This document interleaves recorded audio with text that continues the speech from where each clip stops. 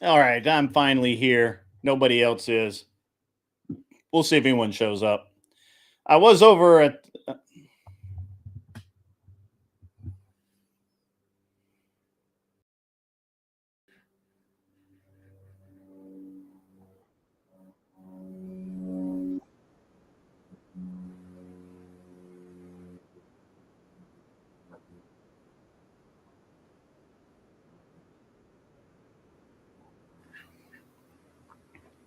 Just me here.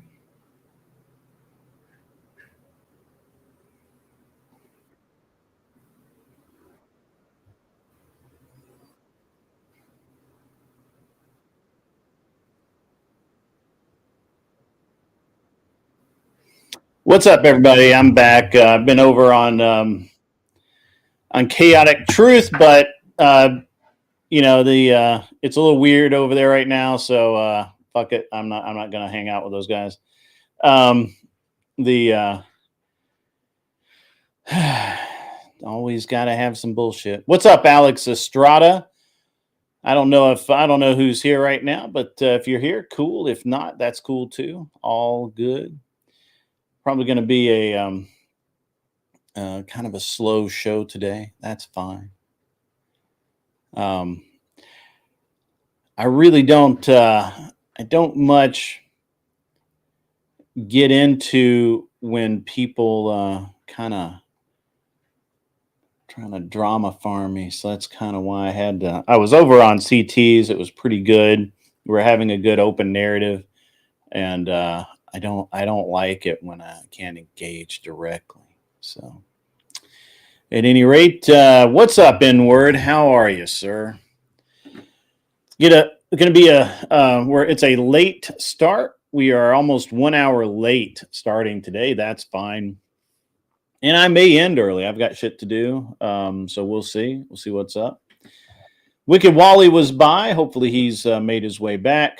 I was over on CT. It was a good show. But Ryan, the radical coder, started his bullshit about, conservatives hating gays and shit like that. I've never seen a more superficial person with a more superficial knowledge of everything try and act like they understand nuance, history, or anything else. And so I just don't care.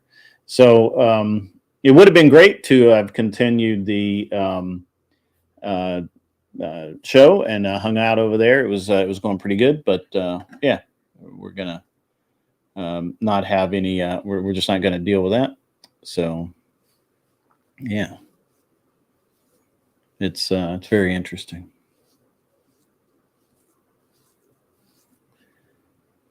But yeah. All right. So what are we going to talk about today, guys? I don't know. If conservatives don't hate gays, wouldn't that make them liberals? No. I don't actually believe that most conservatives hate gays. I do think that there's a feeling of revulsion amongst most conservative men or most hetero men in general, uh, because it's just so unnatural to us, right? Um, and so I don't believe it has anything to do with liberalism, beyond I guess if you've just convinced yourself to enjoy all of life has to offer kind of bullshit, without really understanding any of it, then maybe that's it. But I think it's closer um, to the reality that all men, liberal, conservative, communist, whatever. I think that real men feel a sense of revulsion when they're around gay men. There's just something off in that, right? And I could be wrong. I'm saying this is my opinion. I don't know. Um, the there's a when you look at the Bible, and I used to have a different opinion on this because I really didn't study. If you look at the Bible, the Bible, basically tells you that men should not lay down with men. But there's some nuance to that in that the if a man lays down with another man, then it is it's not called out as a sin. It is an offense, and So I don't, I don't really know. You think hate is the descriptor? Hate's a very strong and very specific combination. So, but yeah, um, there's just no real, there's really nothing, there's nothing really like great in my opinion. Yeah, disgust, revulsion. Yeah. So yeah, hate's like a really, it has very specific connotations. Like I don't hate gay people. I don't. I have acquaintances that are gay. There are people within my orbit that are gay, and I don't. I don't like to be around them, right? But I don't like to be around most people, so it's kind of a fair deal. What's up, Charles Darwin? How are you? How the hell are you? I actually didn't expect Charles Darwin to come back since I assumed that he would side with Jess White and her little campaign against me. So I thought that was, I figured that's where that was going to go. So, but yeah. Yeah. It is unnatural. Homosexuality, I feel like, is unnatural. I think it's an aberration, right? So, and I don't say that to be in a mean way. I just think it's an aberration, right? It just is. So, yeah. And there's really nothing in the Bible that tells you to hate gay people, right? So, is what it is. Hey, what's up, woman? Has war been declared between Jess and I? I mean, I don't care. But she was quite offensive the other night when she was in here, and apparently, um, we are not men up there, and Jess have been going around and attempting to harass people who who are part of my audience, asking them why they come to my show instead of theirs or some other bullshit like that. And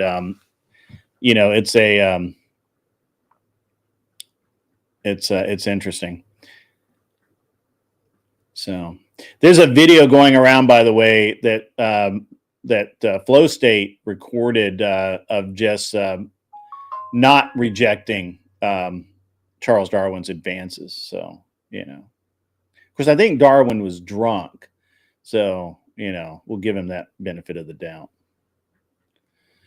So yeah, Lord of Pies, two butts don't make a baby. That's true. It's true.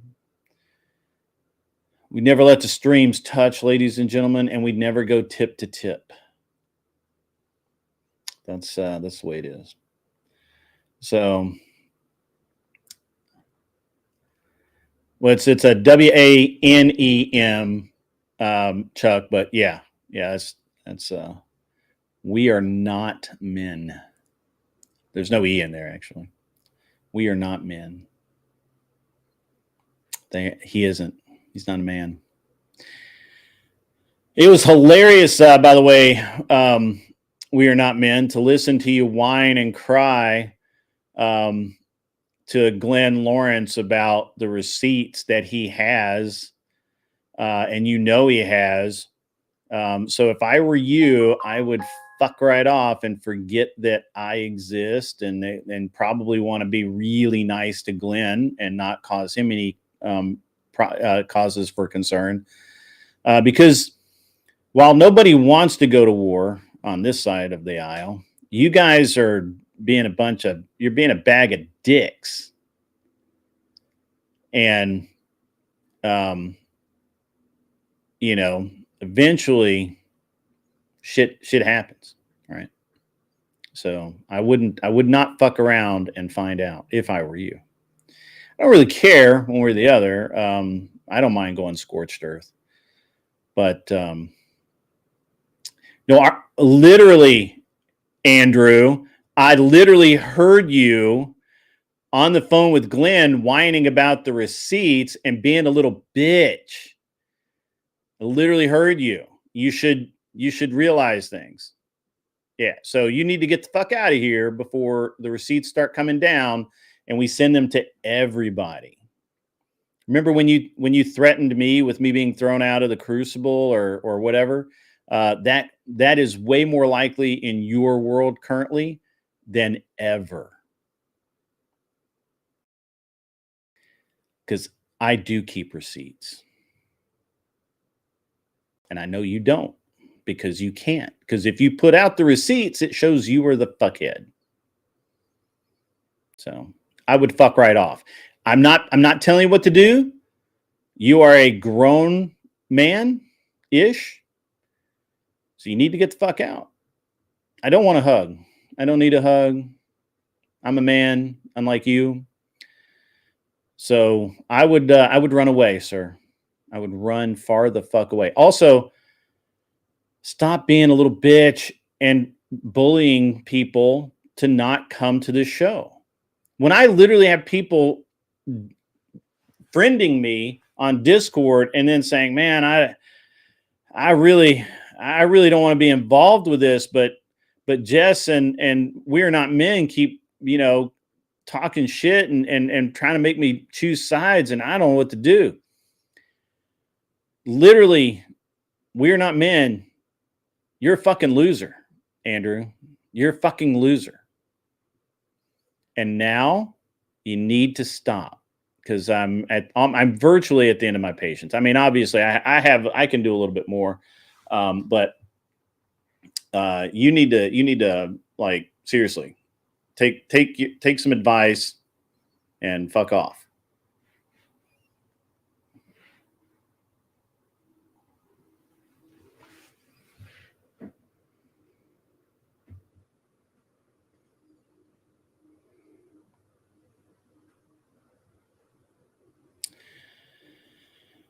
Yeah, I'm not really sure, Darwin, what the deal is, but the thing that we have is Flow State the other night made a comment when Jess was in here being a raging hormonal bitch.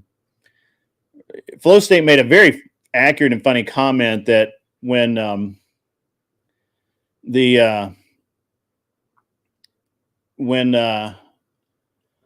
you and Jess I guess you guys were kind of flirting or whatever, and Flow State said it was cringe as fuck and kind of funny, and Jess denied ever having done that, and then Flow State, produced the receipts, video, yeah, video. So this is a problem. This is a problem with you for you, Andrew. You lie. You're a liar. That's a problem. That's a problem. You were an admin on her channel and she took it away, right? Yeah. It's good that you can put up a brave front there, Andrew, but we know the truth. You're a pussy. And pussies get fucked. Oh, you quit. Yeah.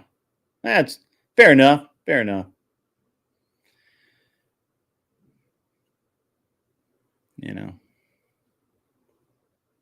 Fair enough. You quit. I don't blame you.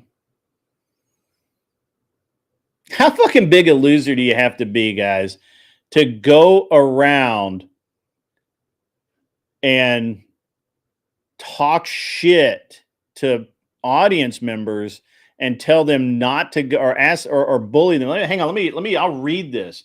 I'm going to read this.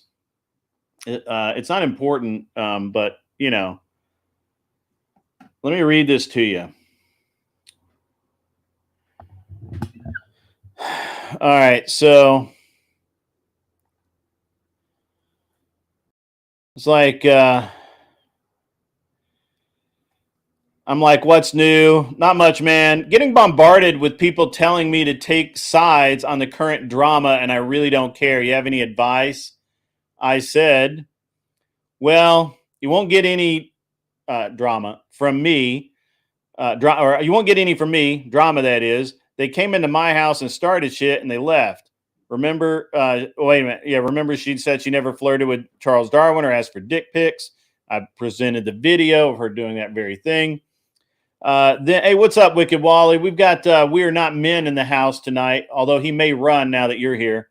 And so I told him to be who he is and some other things. And he's like, hey, man, I appreciate that. I'm just trying to make my own way. That was definitely a funny video, but I appreciate you giving a small creator like me time of day regardless. I said, hey, man, it's what it's all about.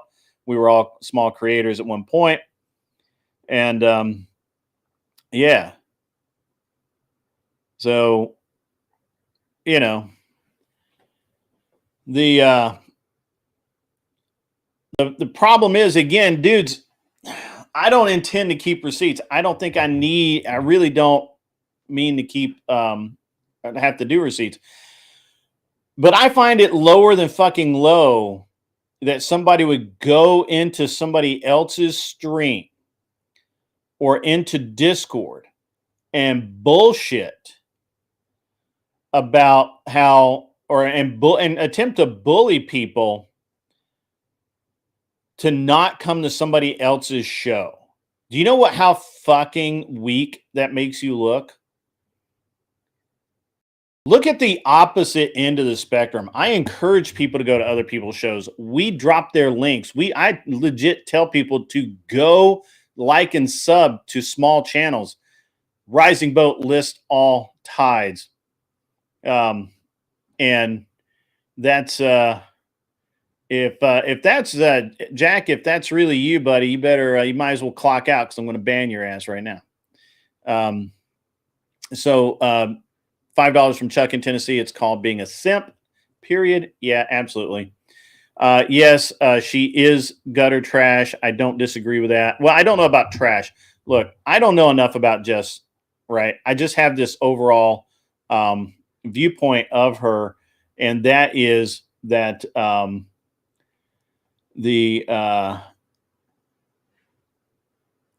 my viewpoint of Jess has changed from, I thought that she was kind of trad, you know, like she was trying to do that, and she had that stated goal, right, of being the what was it, the goal? The goal is to be a safe space for men, so that because her brother offed himself apparently over some dumbass woman. So you know what she was trying to do supposedly was you know, help men. But the reality is all she really seems to do is sling a bunch of bullshit and ask for dick pics and basically make herself a nuisance on the stream or on the internet. And what's interesting is, because We Are Not Men is a mod on Rob Noor's channel, she will go in there and apparently she when she came into the space, her story was that she created her channel to be a safe space for men, so that that other men wouldn't overdose on drugs because of this woman who did him wrong or whatever. I forget. I mean, it kind of has changed a couple of times, but I don't pay fucking attention anyway, so I could be getting little parts of it wrong, but that was the basic story. So again, guys, ladies and gentlemen, who the fuck cares about these people, right? Like, I only care when they come into my house. This is my house, you know. So at any rate, I never really cared much about Jess White. I've only been on her channel a few times. I think I've rated her a few times. But here's the thing: We Are Not Men is a mod on Rob Noor's channel. He you know, has Rob's ear. She will go in and super chat, right? And then when Rob's getting ready to shut down and looking for someone to raid, We're Not Men, DMs him and says, "Hey, Jess is live. Let's raid Jess." She super chatted, X amount over the course, and then the entire stream of Jess's stream is "Are We Not Men" begging you for fucking money. We're Not Men will literally sit there and say, "Well, we're gonna shut the stream down if you don't donate. Got to get 10 donos before the stream ends, or we're done. We're gonna close down." And dumbasses are fucking doing this for some stupid reason, because I can't believe her show's any good. Maybe it is. I don't know. Maybe they're getting their money's worth. I don't know. But anyway, Charles, good on you. If that, I don't know how much of this shit's the truth. But I think the most annoying thing, or not the most annoying, that's wrong. Hang on. Let me back up. The most concerning thing about Jess White is there are two things. First, months ago, Sport Brand, you were around for this. I don't think you realized this was going on. There was a lot of drama in Jess's stream, and she was not, she wasn't on all, like she was. She used to be on really regularly, and then she wasn't, and all this other stuff. And all of a sudden, there's a lot of drama. And I get a call from Glenn one day, and Glenn's talking. He's all stressed out. Jess White is talking about coming to America and setting up a life here, because she had gotten caught by her live-in boyfriend. She'd been caught sending getting dick pics from Based Street Racer, and I believe she was sending him nudes as well. I don't know that for a fact, and I don't have the nudes, but that's the story I have. And she was literally worried about getting thrown out of her house, or the dude, the dude, leaving, and all of that. So somehow that all settled down. BSR disappeared. He's back. I saw him on Raging Tomato the other night. I hope to get his side of the story, because I never got his side of the story. We only got Jess's side of the story, and I only, so Glenn has all of the texts, all the emails, all that shit. I wouldn't fuck with us on that. But she was going to move to America because she had gotten caught. This is the important part of the story. She got caught sending nudes to Bay Street Racer, one of her mods, by her boyfriend, who was going to kick her out of the house, and apparently get CPS involved because there are kids involved, right? Now, that's bad, but women do women shit, right? Like, I'm never surprised when someone tells me that some woman sent some dude nudes or whatever. I mean, that's women do women shit. I think all of the women in the chat right now will agree that women do women shit. But then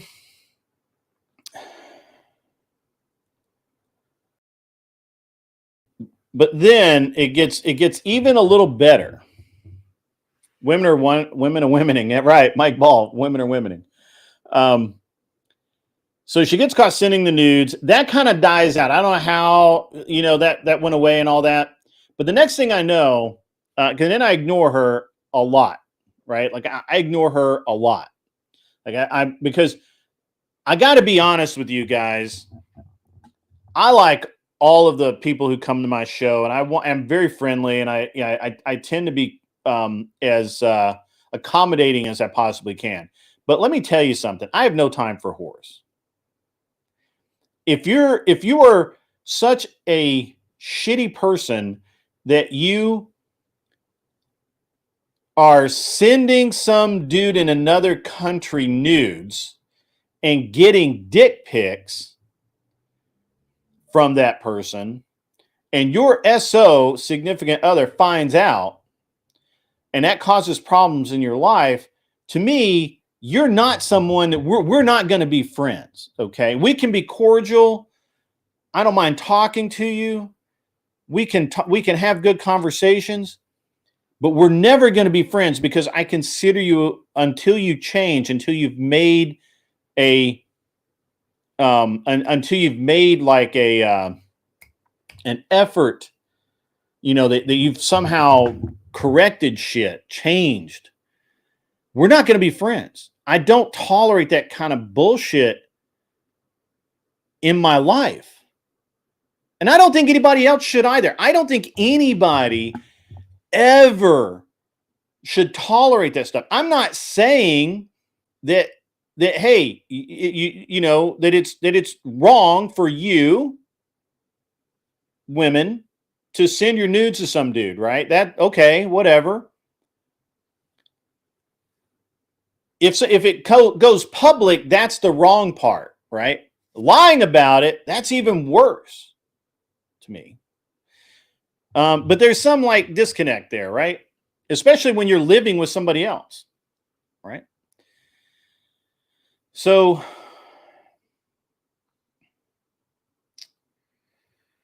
this brings us to the second thing. The second thing that really bugs me, and these are both of these things are deal breakers. Jess and I will never be friends. We can be cordial. I can talk to her. She can, as long as she doesn't cause problems, she's welcome. We don't ban people, except for Jack.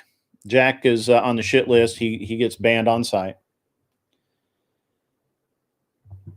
But the problem that I have with the problem I have with this whole thing is what comes next. I'll get into it in just a second. $2 from Raging Patriot 1776. We're not men. Jack and Jess are desperate for attention. Absolutely. They're trying. Jess is trying to build her channel into something. We are not men are trying to help her do that. And it's, it is what it is. Anyway, so what came next is even more. To me, this demonstrates a fundamental character flaw. If we didn't have enough of a sign, but this is demonstrable. And that character flaw is, so we all know that Wicked Wally has a show with this other Australian girl named Eternal. And I call her Eternal Thought.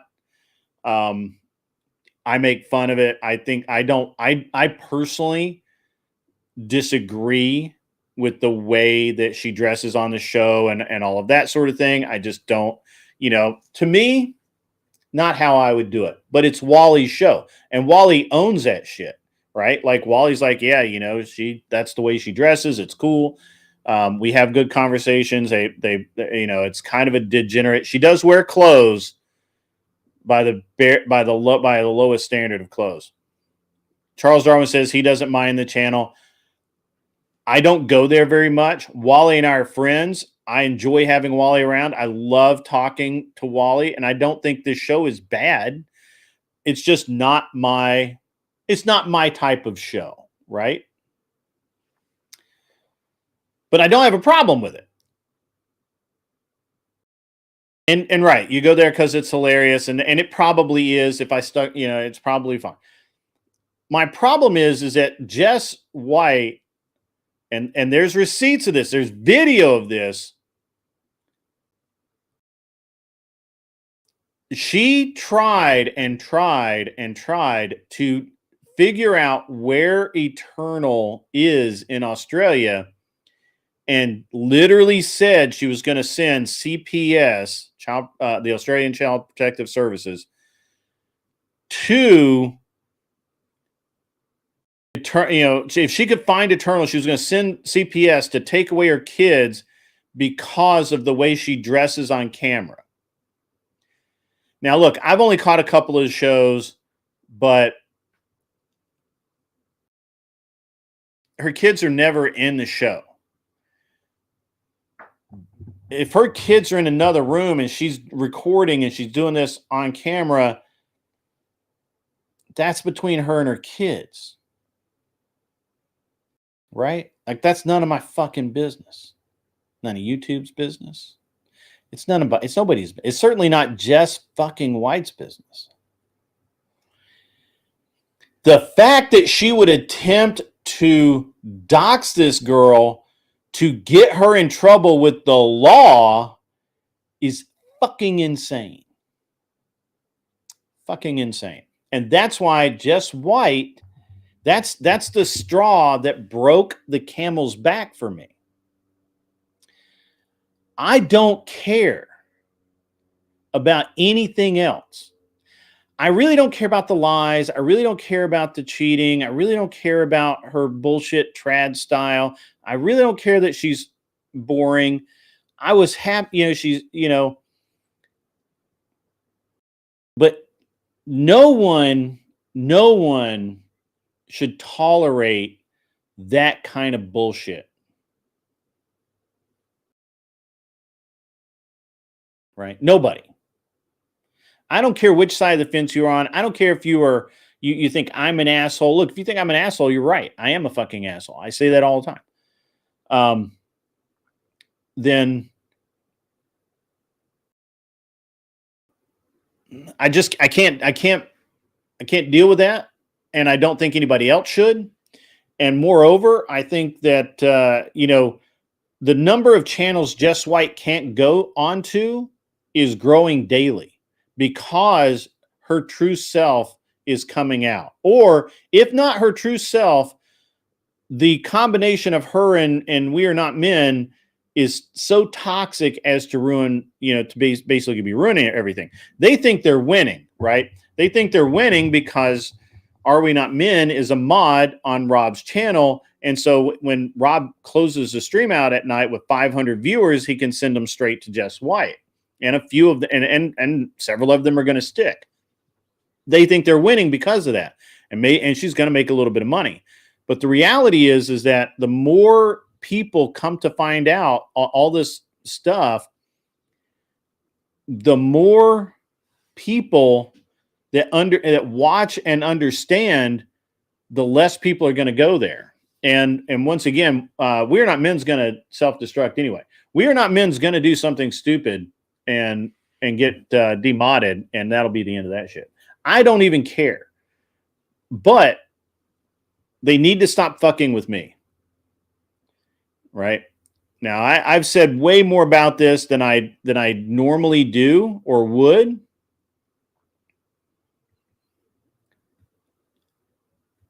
I'm gonna be honest. I normally don't talk about shit like this, but they keep fucking with me. They're not helping themselves. Right. So now you know, and it's on video. You can send people to watch the video. I'm not going to delete this shit. I won't change it. I won't alter it at all, as like I always ever do. But I mean, I hope that her show gets better and she gets better and everything works out. My thought is that probably is not going to happen. So, is what it is. All right, so now you guys know what's up, Avoided Hornet. How the hell are you, sir? Good to see you in the chat. I got started late today. I just finished what would have been my opening, and just at any rate, if anybody would normally, I would be monologuing right now, but I was over on CT's channel for a very long time, and not really, Zach Hubbard's back over there. That's funny. I was over there for a while, so if somebody wants to come up and jabber, chat, whatever, we'll get you a link, and just sound off. And hopefully I have you in Discord and I can get you a link. Mikey Balls comes in. with a $9.99 super chat. Are you not entertained? That's right. That's right. That's pretty cool. I am entertained, actually. The funny thing is, I think a lot of this is funny. She's still pissing venom about you? Yeah. Well, yeah.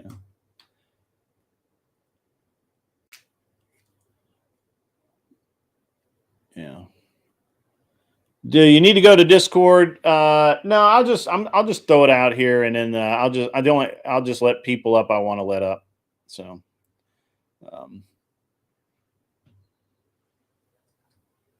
there it is. Top tier content. I consider this kind of content low tier, but I try and do it the best I can. Right? Like I'm not raging. I'm not casting aspersions. I'm simply giving facts as I know them, backed up with the fact that there's video exists of this shit.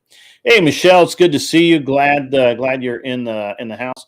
What's up, Chuck? What's up, Greg? How the hell are you, sir? I'm doing. The last few times I've been to her show, all they do is keep playing that song over and over and over. You know the song I'm talking about, right?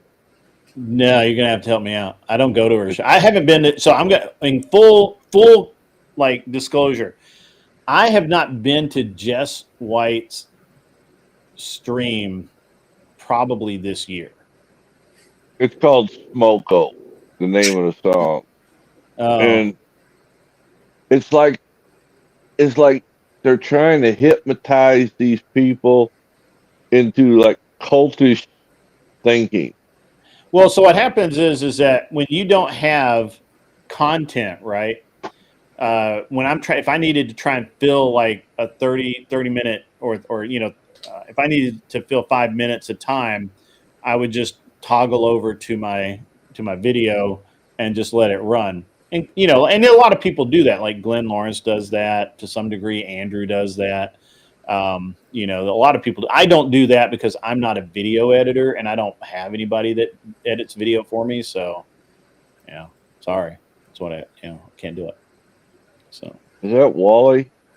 No, that is Wicked Wally. How's it going? How's that, Wally? He's got that mullet flying. Pretty soon he'll have a Camaro or an El Camino on blocks in his front yard. It's a side shave grid, not a mullet. I mean, you say that, but I know I do this by hand every week. Is that the new gay haircut? No. Oh, okay. I don't do like that actual like fade where it's like all the different like all the different clipper edge like sizes. Like, nah, I don't. Fuck that. Yeah. Just shave the sides and be fucking done with it, I say. What's up, Avoided Hornet? How the hell are you? What up, Greg? How you doing? Man, I'm feeling pretty good. I've had pretty low stress week. Been out on the boat a lot. I was going to go out on the boat this morning, but to do this show, I have to be back home by 10 o'clock. So, where's Am? Part of streaming sucks, right? Yeah, it's part of keeping a schedule, Yeah, I get that. Yeah. What happened, Silvar? Fucking comment right there. And you talk about what I miss. He said justice for being bored after Rob Knorr's over. Oh, that's funny. That's pretty funny. But Rob dumps all those people over there, and within 2 minutes, she's back down to the original number she was at. Yeah, that's unfortunate. That's that's actually my goal. When anyone raids me, especially Andrew will raid me. Andrew raided me a couple of weeks ago with like 3,000 people, right? And holy right out of the crap. gate, like right out of the gate, like 800 of them dropped. So I had like 20. Oh, well, maybe not that. I had like 2,700 people in here, and and you just watch it drop on the count. Like I gotta. It's right there. I can just watch it drop, And so it's like 27, 23. Fuck, what am I doing? What can I say? What can I say to all these people here? But I tell you what, I did go. I went another hour and a half or so. And I was about ready to shut the show down. And I just kept going. And we had at the end of it, we still had like 500 people in. That's good. Yeah, That's not bad. Yeah. that's my goal, man. Like if I get raided, and especially if it's a big raid, I mean, my goal is like retain those people, like involve them. I try and get my chat to be like, hey, what's up? Come on in, hang out. It's cool, and just not be a dick, which is hard for me because I'm a professional. Well, that's hard for anybody, Grid. Yeah. So have you heard any of this Jess White stuff, Hornet, or you just come in? Nah. What's up? Sorry? I've been over to Jess's for a bit, but I don't really know what the deal between you two is. There's no deal between us, that's for sure. Not my type. No, I'm saying like beef wise. I don't know what's going on. I don't know the lore. So actually, I gotta ask Chuck: is this a beef? Do you think Jess White and I have beef, or is it just I just want to be left the fuck alone? And it ain't gonna happen. You're a target now. Yeah, she keeps not because of her. Because of that girl that's running the show. What's his name? Wyman. Yeah. Yeah, I think. My good buddy there. Am I not a pussy? Yeah, there you go. Yeah. Yep. I outed her, so it's a beef. How did I out her? Like, did you guys not already know that she had cheated on her dude with or cyber cheated with Bay Street Racer? Did nobody know? No, but I can't stress enough. I didn't know that. You guys didn't know that? Fuck. All right. I thought it was common knowledge. Can't stress enough how all these revelations about her this week have put a big smile on my face. Yeah. And the video, of course, doesn't hurt. Yeah. I outed her, so apparently technically, I simply provided ammunition. Wally outed her. So, just saying. Yeah, blame Wally, guys. Lord of the Pies has got it right with his last statement. Look, I gave it a couple of days because I figured, hey, maybe Tuesday or like into Wednesday morning at the afternoon, more might come out. I gave it a minute just to see if more ammunition got dropped. And then yesterday, I'm like, okay, nobody else has been picking at it, so there's not going to be much left after I take the axe to this situation. Glenn probably has a lot, but he hasn't been on a lot. She was kind of Glenn's protege for a while. Yeah, she was very bipolar about him, but she's also been very bipolar about Speakeasy before, too. I guess they're on the outs now for some reason. I mean, wait, so is it like, are we not men just burning her bridges, or like, what's the deal? Like, what's the kind of that? Yeah. So, all right. So let me lay this out from my point of view, Hornet. I didn't really give a fuck, right? Like, I knew all about the affair last year, and that she was trying to she was looking into coming to the U.S. and they were trying to find her a place to stay and all this shit. I knew all about that. I didn't know about the Charles Darwin thing. That was new, but I knew about some of the other stuff. But I didn't really give a fuck, right? Like, it's just a woman being a woman, right? Like, I don't care. What about it? Yeah, it's not your issue, so it's not. Yeah, it's not my woman. I don't care. No. And so I really didn't give a fuck at all about any of it, and I still didn't, to be honest, until last week. And what happened last week was. A couple of weeks ago, I was on Jake Var's show. We were I just hopped up like you did today, and we were just chatting. And I was talking about my plans for my channel and how, I don't count on getting rated to build audience. I go to other channels. I try and be on. I was on CT before I came on here. I go to other people's channels. I try and be on different panels. I try and talk to other people. Went down to Florida. I shot a thing with Gia McCool. We're gonna put as soon as I get the video, we'll put that out. So that's a whole different group of people that I hope to appeal to. So I'm trying to build my channel organically, but also with some direction, right? Yeah, I get that. So Right. like why I jump on like certain panels and like try to interact with as many people as I can. Sure. Yeah, I get that. Yeah. I actually love Mikey Balls. I love your show, but when you're on, I'm either on the lake or I'm working around the house.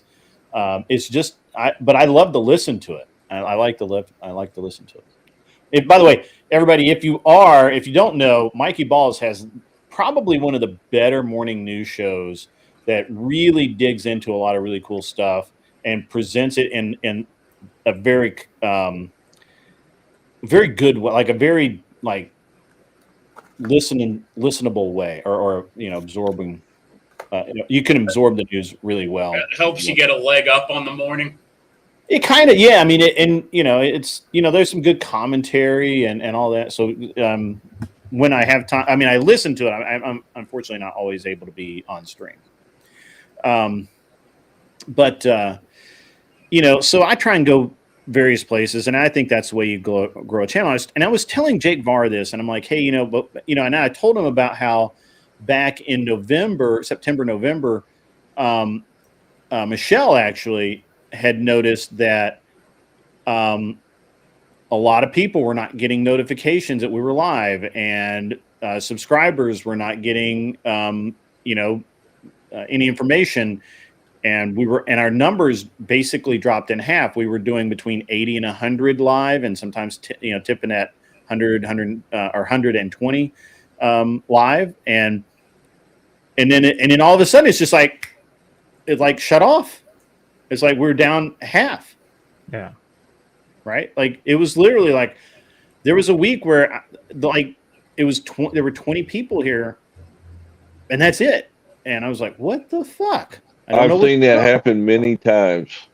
I just couldn't figure out what was going on. And I was like, well, maybe my materials get, I mean, while we've really been talking about the election and shit, and, people are probably tired of it and blah, blah, blah. I really didn't think much about it. Michelle's like, I think you're shadow banned. I think that, you've pissed off the algorithm somehow. Not really sure how. That's what happened to Flow State when he started talking politics right before the election. Mm-hmm. Same thing happened to him. Yeah, it was right after the election for me. But yeah, the algorithm changed. I did something. I don't really know what I did. But whatever happened, I had a lot of subscribers saying that they were not getting any notifications at all. And so I've been building back, right? Like now, my daytime streams are almost back to where they were, where we used to get 50 to 60. Now we're getting, we're at 34 now. Yesterday or Monday, I think the show was like 40. So I'm clawing back a Hornet. I'm clawing it back. Yeah. But there was also a lot of drama in this section of the YouTube sphere, right? Like, you had a lot of people like, Mel imploded, right? Yeah, that very much covered that. Yeah, probably some of my better performing streams. But right. And there was just a lot of other things going on at that time that I was like, fuck, maybe there just aren't as many people. Maybe the regulars just aren't regular anymore, right? Like their schedule changed or their life got better or whatever. I don't know. So anyway, I was talking about how that going forward, I'm doing the debate show, which you haven't been on yet. You need to come do it. Yeah, I need to go do that. I was going to go on Friday, but we also scheduled like a drinking day in the VC that day. And I was just I got to get that done too. So sure. I just didn't want to be piss ass drunk on like a debate show. It might help. Just say priorities. Drinking's the priority. We know that. Exactly. Wally appears to only debate when he's drunk. So yeah, the day I debate sober is the day I retire. So at any rate, we had The day I do a show sober is the day I retire. there you go. So we got the debate. The debate show's been killer. I'm still working on refining it. And I was saying these things like we're pretty matter of factly, and you know, like, and I'm not really much of a drama channel. I don't want to be a drama channel. I don't really care about drama. I don't think drama actually pulls people and retains them. It'll pull some people, but they'll leave right as soon as the drama's over. Yeah, it's just for the quick, like, it's stopgap content, basically. Yeah. Right. Yeah. And Jess was, yeah. Go ahead. Sorry. Oh yeah, just filler content, just something that you can get your hands on and just like be like, I'm going to talk about this today because fuck it, why not? Yeah. Right. Yeah. Just like, you know, I started the show an hour late, so I just, you know, and the minute We Are Not Men came in, I just unloaded both barrels. Why not? Right.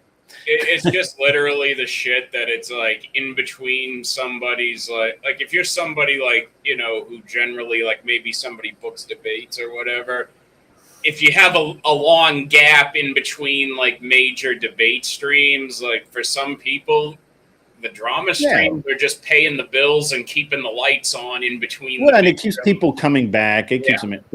But you know, I was, and I don't know how many people were watching it, but I was trying to have a legit conversation with Jake, and Glenn was there, and I forget who else was there, but Jess was there, and she just kept fucking talking, and she talked over literally everyone. Like I kid you not, like every time somebody would talk, they get like 3 words out, and she would just start fucking talking. I believe and then she would ask me. I would say, well, that's not what I'm going to do. Well, what are you going to do? And I would start saying, well, you know, I'm going to do this. And then she would just start fucking talking again. And it was all about how to do drama, you know, like, you know, if the audience needs to like be on the, you know, kind of be looking for some, you know, again, I don't really know how to explain this, but like a reward at the end, like a clip, like cliffhangers and shit, you know. And I don't really know how to explain what she was saying, but it was like, I'm like, I don't do that kind of content, you know. Like I'm not. I just, it's not what I do. Is she like clip farming? Is that what she's looking for, or yeah, like, she's probably and she likes clip farming, you know, and she likes the gotchas, you know, where you're just kind of like talking and hey, avoided hornet, you know, how you doing today, blah blah blah blah blah. Oh yeah, by the way, I got this picture of you smoking pot, and you know, some shit like that. And it just, it's not what I do. And I told, and finally I was like, I told her, I said, shut the fuck up, I'm trying to talk. And she got up in her, you know, got her back up, as they say, and kind of started kind of raging a little bit. And I'm like, she's like, if you don't like it, leave. And I'm like, I don't like it, so I think I will leave. And I just clicked out. I was like, fuck it, I don't need to be here. And I went and opened because I needed to start my own show anyway. But there were two things going on there. But so that's and since then, well, that happened, and then we found out We Are Not Men is a mod for Rob Knorr, and then we figured out that Jess has got this. They put together this tactic of donating to Jess donates to Rob and hangs out in the chat, and then when Rob's getting ready to shut down and go raid someone, We Are Not Men says, well, Jess is live, and so Jess gets the raid from Rob Knorr, and she thinks that that's somehow working, but she thinks she's building clout.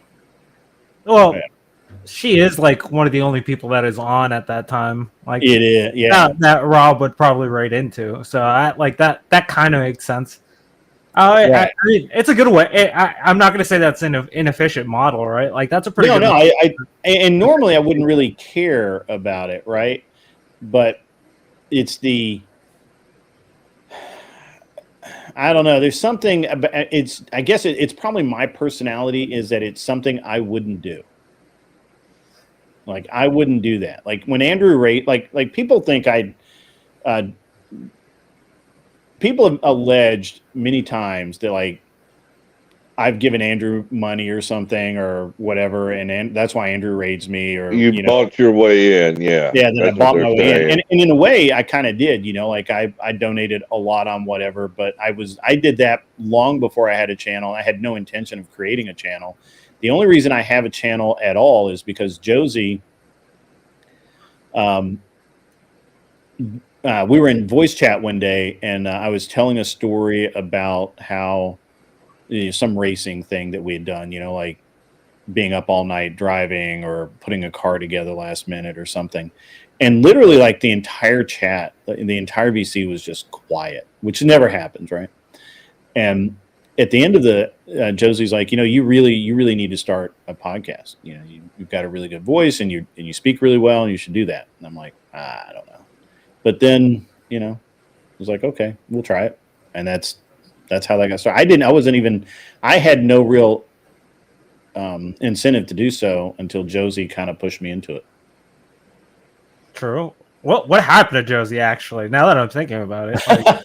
Josie is working mostly with Myron Gaines. Gotcha. And she does a lot of the back end for him. Really? Gotcha. Which is kind of what she wanted. She ended up wanting to do that for me, but I'm not big enough. I don't have enough. Well, I am now, but I'm not. Then I wasn't big enough to I didn't even know what the back end was, right? So, but she does a lot of the back end stuff for Myron Gaines. Gotcha. That makes sense. Another interesting thing about Jess Grid, because this was the beginning of my interactions with her, basically.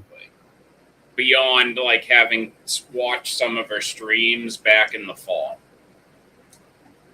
Everything between me and her started when I made fun of her other butt buddy, Kieran, on VK once.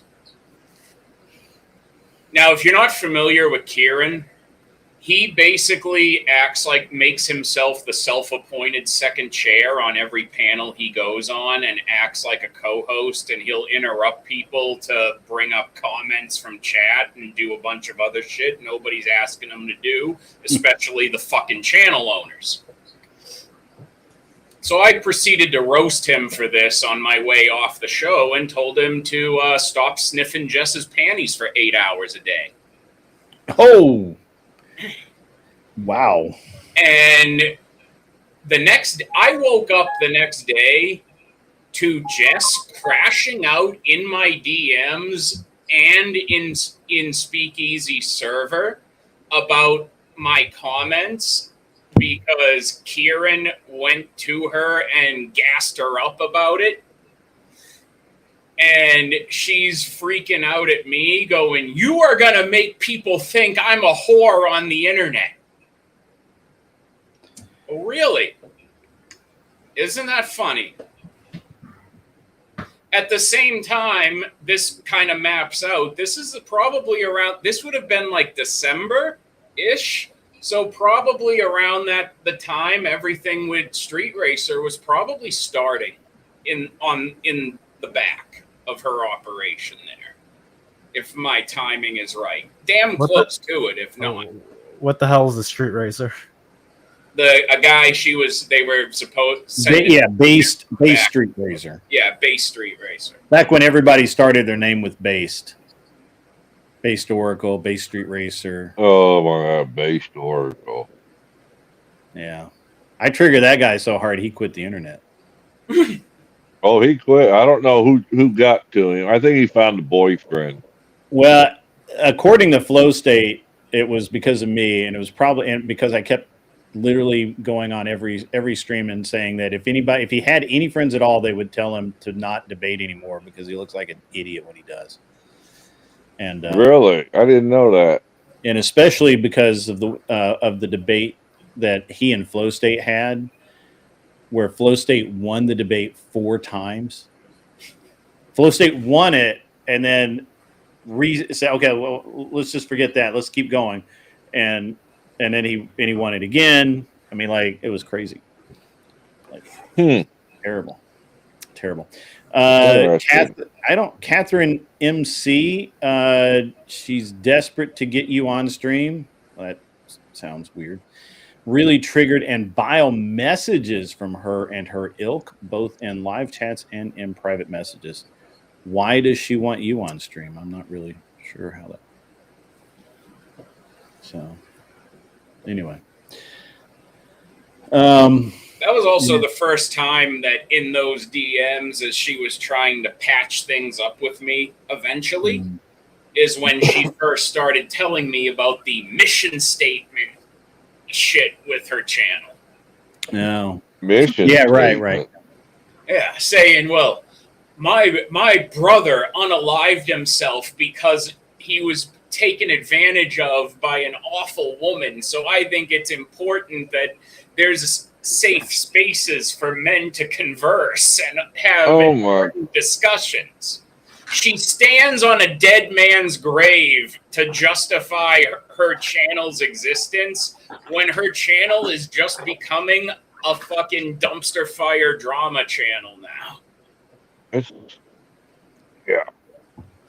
Yeah, I never like those kind of that kind of talking point. I feel like when you do it both ways, it's just like I don't like people infantilizing women or men. I'm just like, just let fucking people talk. Like, there's no fucking reason to be like, men are such a victim. I'm just like, let fucking men say what the fuck to get out. I don't like people who stand on anyone's grave to try and justify anything they're doing, because that person can't speak for themselves and can't say they wouldn't agree with it or not. Yeah, I can agree to that to a certain degree. Like, I can see the intentionality behind it, right? But like, it just feels like you're infantilizing people at that point. It was like men can't speak up for themselves. It's just like, I don't think that's well. That's and that was all. In my head. That's my initial reaction. Is I'm like, I'm really confused why she's saying this, because I'm like, there are a dozen panels probably live right now that I can go on geared towards men. Men don't need you to have a platform, Jess.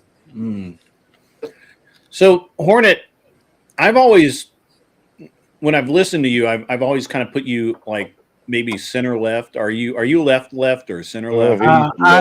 I'm a liberal, yeah. Okay. Extremely liberal. Not extremely. Like, well, okay, in my viewpoint. Okay, so if you put me and Coder next to each other, he's way more left than I would be. He doesn't know what left is. He just keeps heading in that direction. Well, he's progressive.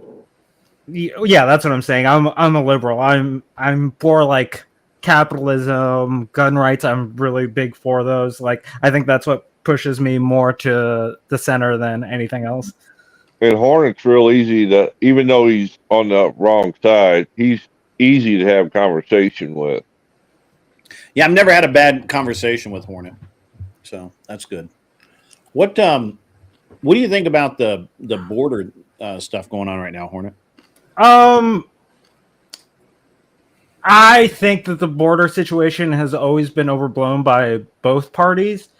For me, like, the issue is, like, I can understand if we want funding for border security, right? That makes absolute sense, when, especially after you hear like 1 in 3 cameras are working, like, from them, right? Like that. I think that's, if we get our infrastructure fixed, I think that's more important than building a wall, right? Like that. Like, a wall doesn't seem to be the most efficient way. If you set up more checkpoints, more things to actually do some level of security there, then I think that's probably efficient enough than just building a wall that someone can get across no matter fucking what, right? See, I don't agree with that. I agree with that, but I also think that we need, that we should have a wall, right? Like, I can see 100% see that point, and I agree. A lot of people fail to realize that when Mr. Biden was our president, he actually built more of the wall. Yeah, for sure. I disagreed with that at the time. I think I've even said it on stream that's one of the things, like, a lot of people are like, Biden opened up the borders. I'm just like, if you look at, like, policy wise, he kept a lot of the Trump fucking shit, and that's why the Democrats were mad at him for a while. Well, I blame Congress. That's why they had to do that app to get him to come through the specific places, because he was building more of the wall. And not him specifically, but the aid. He kind of, his administration, right? Yeah, his administration, the people who were in charge of building the wall, they just didn't stop building the wall, right? Yeah. Yeah, So- like those contracts didn't get shut down until what? Until Trump actually got back into power, Right, and then right, when they he expired, just right? re-upped them. Yeah, so he So- just re-upped them. So it's just like And I don't really see anything. Biden sold off a lot of the wall. It's scrap. It is, Well, some of the materials, yeah. The material, not the actual wall itself. Well, Yeah. it is just That's so okay. That's refreshing to interesting. not hear about international politics for a minute. Because that was kind of why I was just staying off panels for a few weeks, because I work in international travel, and that industry been pretty stupid the last 3 weeks or so. I I bet. If I had to help one more person figure out what country they need to go to in the Middle East to get out of Israel, I was going to scream. Mm-hmm. Yeah, but you was making money, right? Right. See, here's the government actually created a problem for travelers in Israel who wanted to leave when this was happening, because the standing advice from the Israeli State Department was that citizens should not leave Could stay Right. put. by land borders into either Jordan or Egypt. Why were they doing that? Because they didn't want to have to pay the expenses to repatriate you afterwards if you were a citizen of the country. And they already had about 100,000 people stranded in different airports when the airspace closed, who they had to make repatriation arrangements for as it was. That's all it was. But that made dual citizens very, very fucking confused about what they should do or not. Sure. So Yeah. we were telling a lot of people, like, look, if you have a U.S. passport, you're not going to be harassed at the border. Just keep all your other documents stowed away, show them your U.S. ID, and you're good to go, and you can get to Amman or another airport with no trouble. But What do you that kind of brings up something else, Hornet. What do you think about the policies about deporting people here who are here illegally? I'm typically for them. I think raids are probably the most ineffective way to do that. Policy wise, my way to, like, if I wanted to actually address the illegal problem, you would probably go after business owners that employ them. You cut off the money, then people have to leave, right? If they can't make money here, they'll be incentivized to actually leave on their own, just without actually having to spend as much on that. I like that a lot, except when the way things are currently. Now, I'm not saying that this couldn't change next week. I'm just saying the way they are right now. If you were here, and I'm assuming that you're not, but if you were here without documentation, you were here illegally, walked across the border, whatever, you could, even if you got fired from your job, or they raided your employer and they basically shut the place down, and he had to rehire all legal people. Even if all that happened, and I think this is proving out in, like, Georgia with the Tyson factories and a couple other things. Even if that happens, the illegals are then going to the federal aid agencies and actually applying for federal aid and getting it. So effectively, instead of the employers paying them, which I agree they shouldn't be doing that, now the government is paying them. Yeah, but even in that situation, like, yes, you would have some people, like, skate by with that, right? But when we're talking, like, such a large degree, like, I don't know if anyone has had to go through, like, filling out some of those forms. It's not an easy process. So it takes a lot of time. It's not something that's just like you walk in, they give you money, right? It's something that's going to take some time for them to get moving. And when you have such an influx of that, it's obviously going to slow down to a halt. So even in that situation, you would still have, like, the incentivation of getting them out. Like, that's why typically I'm against the ICE raids, just because I'm just like, this just seems like a publicity stunt to me. Like, if you just want to, I think it's definitely it is a bit of theater. Yeah, for Yeah. sure. The hope is that most people will end up self-deporting because of that. Like they see the news, they get the message, and they leave on of their own volition. Lot cheaper for everyone involved. Yeah, but I don't think that's the way to get people to leave. I think that just makes it harder for us to track them, right? Like if you are illegal and now they have ice raids on you, you're gonna be laying way lower. You're gonna be a lot more careful. You're gonna like that's why I'm just like I don't think that's the way to actually do immigration. Well, they made a big spectacle of mass deportations, doing targeted ones back when Eisenhower was president, and it had generally the effect that they were hoping for when they did it. Yeah, But it was also, but I will grant, it was pretty unprecedented when it was done. So of course there was going to be a shock reaction where other illegals went, "Oh shit, we better run." Yeah. So it's actually so Hornet. I want to back up to just one thing you said, and I'm I'm not trying to be really contentious here, but go ahead, dude. But the way that it looks right now, at least in my area. Now I'm in Tennessee. I'm in the South. And we do have some of the tougher laws, but locally, but federally, you can't do anything about federal at the state level. So what my understanding is currently that if and of course we don't have a large illegal population here. We don't have a huge problem with it, but there is a little bit of a problem. It seems to be near cities, right? Like that seems to be the bigger cities, right? Yeah. So my understanding from talking with some people in the federal government is that let's say that you do shut down Tyson or the milk company or whoever. We did lose one in Tennessee grid because of that. A Tyson plant. Yeah, I was about to get to that. Okay, sorry.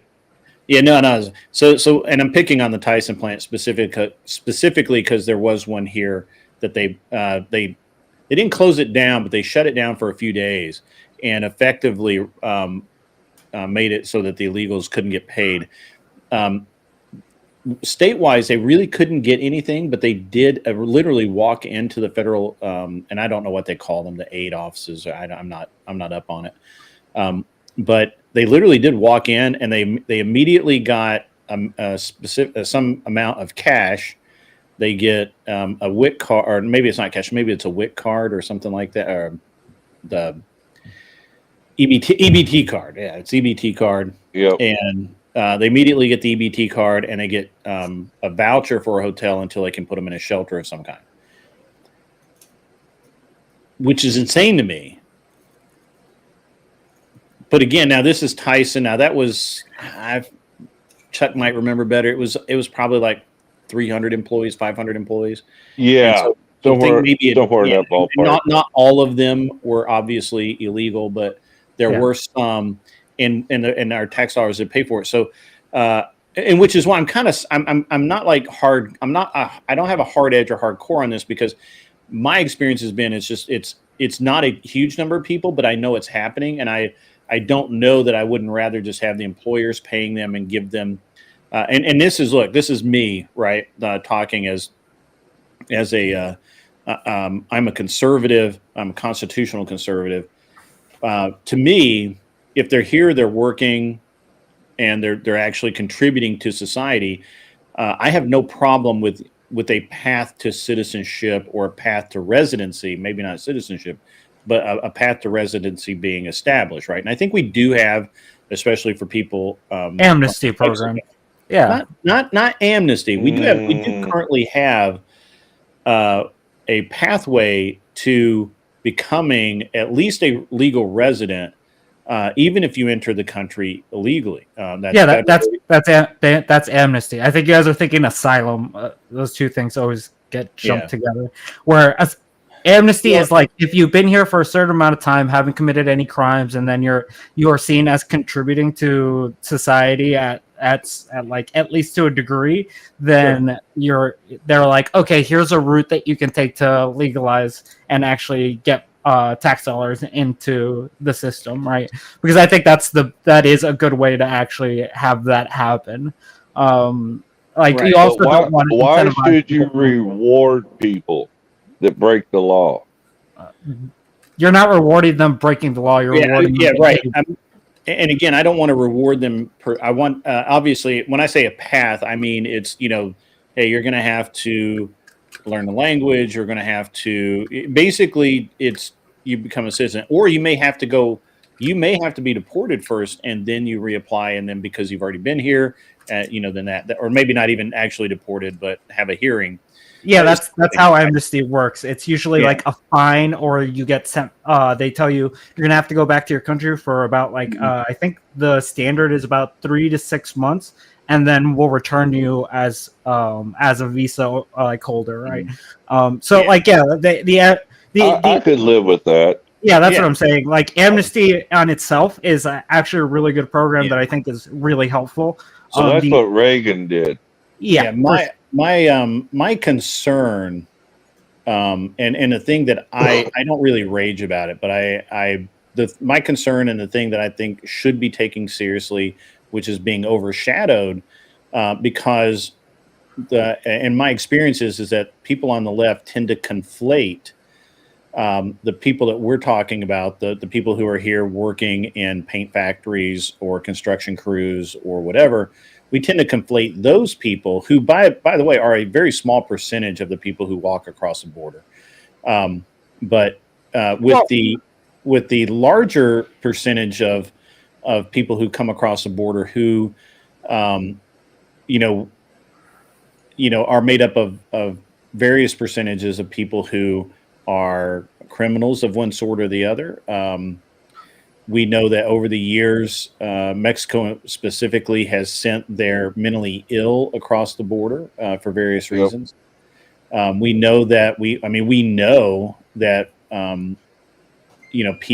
that Somalis and other people who are not Central Americans are literally walking across the border, and we know this, and yet it tends to be conflated that these are all people who are just coming here to look for work when it seems at least, if not fairly obvious, somewhat obvious that there's bad actors in there, we do have gang members, we do, and that seems to be, honestly, the preponderance of the people who are coming across now. Now, I'm not actually saying they're all gang members. I know because I didn't really finish my sentence there and I kind of leaped right to it. But I'm going to include the people who come here who are looking for, a free ride, right? A free ride. Yes, thank you. I was trying to think of the right way to say that, but yeah, looking for a free ride. They are aware of the programs here that have been put in place. They know about them. They know, they know exactly what to do and say when they get here. And when I was in Colorado, it was really apparent. It was like super apparent that that's what was happening. And so, and my problem with that is that it takes away the resources from Americans. I understand that a lot of Americans think that, we have it so good here, so we can just spare a little for everyone else. And I myself very often say that we don't actually have any poor people in this country, because even poor people live in a reasonable house or apartment. They have food, shelter. They have 2 cars, a TV in every room. That's what we consider poor people. And if you go to another country, you will see what real poor people are. There are areas in basically every part in most parts of the country where, even if you're homeless, you're not going to die of exposure to the elements if you sleep outside. Yeah. What gets me about the immigration? Well, hold on. Let's all. I really want to hear from Horn on this, but before we get into that, I like the homeless thing. I really want to get into that later, but the homeless thing is annoying to me, because I actually have an uncle who's he's a step uncle. He's my stepdad's brother. He may be dead now. We don't know, but he, no kidding, just didn't want to be around people. He had something in his head. He just didn't want to be around people. He would live in a tent in just like just anywhere that was wooded. like on an overpass or an off ramp. He'd live in the woods in a tent. He had a job. He worked for the city. He actually worked for the city doing the ground maintenance, which means he weed eated roads and cleaned up, whatever the city needed cleaned up. He worked for the city for years and years. In the wintertime, as he got older, the social worker that worked with him would get him into a home so that he didn't have to winter outdoors in his tent. But once summer hit, guaranteed he would just disappear, and you would not hear from him again until winter, unless you saw him walking down the road. He didn't own a car. Did not own a car. Did not own a bicycle. He owned a tent and a few things, and that's it. And he spent most of his money, as near as I can tell, he spent most of his money, just kind of living, but a lot of alcohol, I think. Yeah. Yep. Yeah, like maybe some hookers once in a while, night in a hotel room here and there. But yeah, I can understand like the homelessness thing being an issue for a lot of people. Obviously, I think a lot of people will conflate the issue to an all or nothing situation, where that all homeless people are going to be doing like contributing factor to society, and that's just not true. Some people are going to be dragging the system, right? Like, and there's always going to be some level of abuse to like government programs, right? Like that's always going to be a thing. Like as much as you want to try and root everything out, you're just never going to get it. Unless you're willing to cut off all the government programs for all people. And that's just not something that America seems willing to do or wanting to do, especially when we see like Medicare cuts being proposed, then people freak out about them. If we're honest about it, wouldn't we say if we really wanted to cure the homeless problem, you would have to violate a lot of people's rights, because a lot of these people have mental health issues and they want to be homeless. If you put them in a home and you have to lock them up, you effectively put them into jail. Otherwise, they will just wander off and live on the street. What they want to do. Reagan shut down so many mental facilities. Right. His administration did. I don't think. Yeah. I think Reagan did not want to do that. I think he saw the flaw in that, but you did it anyway. Yeah. You can't. What can you do? It's what the country wanted. Yep. Yeah, that's a mistake.